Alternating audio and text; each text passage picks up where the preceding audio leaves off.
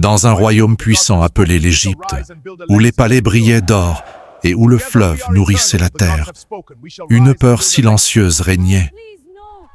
Le roi, inquiet de voir grandir le peuple hébreu, donna un ordre cruel. Tous les nouveau-nés garçons devaient disparaître. Dans l'ombre d'une petite maison, une mère pleurait en serrant son bébé contre elle. Elle savait qu'elle ne pourrait pas le cacher longtemps.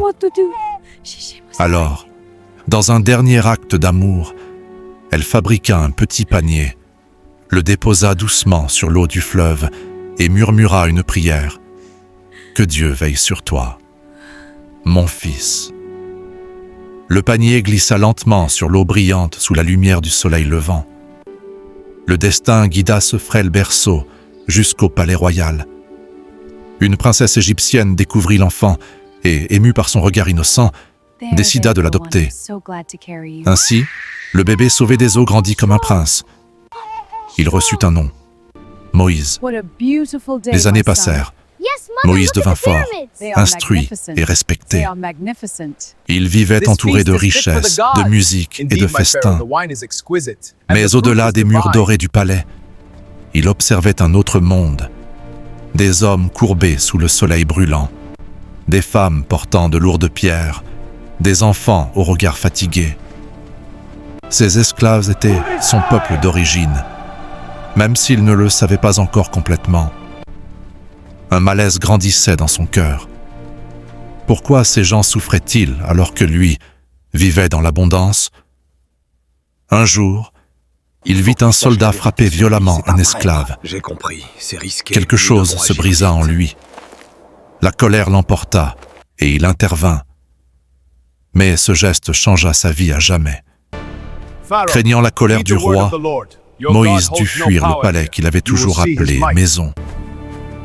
Il courut à travers les dunes, le vent soulevant le sable autour de lui, laissant derrière lui sa couronne invisible et son ancienne identité. Le désert devint son refuge. Les jours étaient brûlants, les nuits glaciales. Le silence y était si profond qu'on pouvait entendre battre son propre cœur. Un soir, alors qu'il marchait seul entre les rochers, une lumière étrange attira son regard. Un buisson brûlait, mais ne se consumait pas. Les flammes dansaient sans détruire les branches.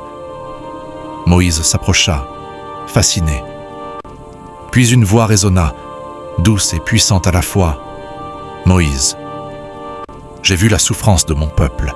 Tu seras celui qui le libérera. » Tremblant, il regarda autour de lui. Il n'y avait personne. La voix venait de la lumière elle-même. Il protesta. « Je ne suis qu'un homme. Je ne suis pas un roi. » Mais la réponse fut claire.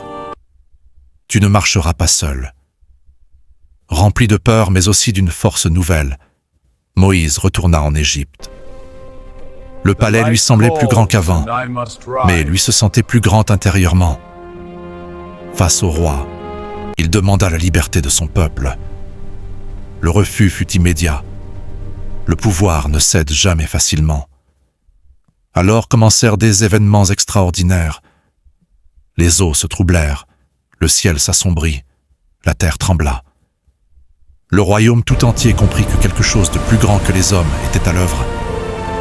Finalement, la liberté fut accordée. Une immense foule quitta la ville, avançant vers l'inconnu. Hommes, femmes, enfants, vieillards, tous marchaient avec espoir. Mais derrière eux, l'armée du roi se lança à leur poursuite. Devant eux se dressait la mer immense,